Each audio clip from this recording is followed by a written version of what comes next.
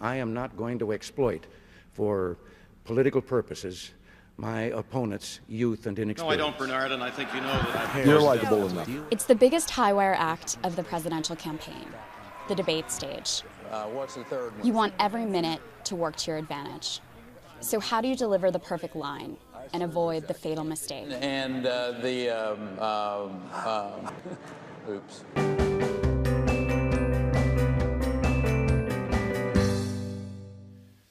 Governor, if Kitty Dukakis were raped and murdered, Sometimes errors are self-inflicted. would you favor The question that you should have known was coming.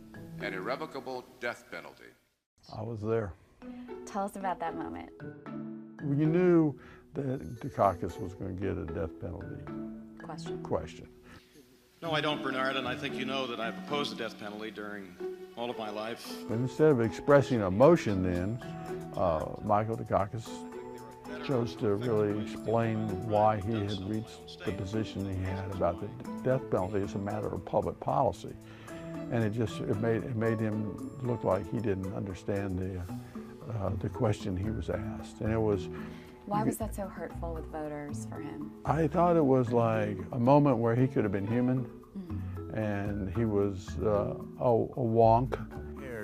To deal with the people. Sometimes it's a slip-up, and the opposition seizes the moment. Senator Benson?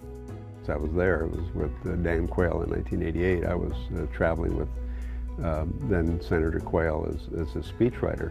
And I do recall saying that, you know, as much as you're as well prepared as Kennedy was, the fact is that he was an iconic, assassinated president.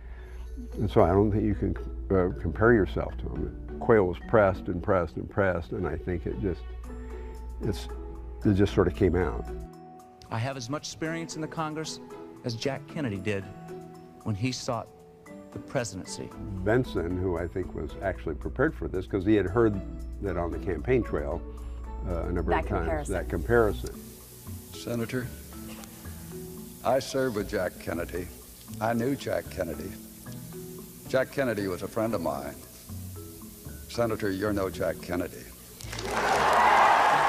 And of course, he had a stunned look on his face, and it was really, a lot of it was unfair, but you know, what's unfair to us is always fair in a political debate. The lessons of past debates: don't over-prepare. If you've got a zinger in your pocket, make it sound natural. But when it comes to Donald Trump, throw out the rule book.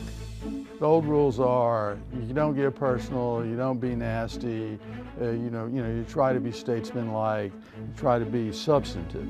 Well, he's none of those things. Yeah, he's nasty, he's rude, he's not very substantive, and he's the farthest thing from a statesman. It'd be very hard to prepare for how to deal with Trump in any debate, because you never know what his reaction is going to be.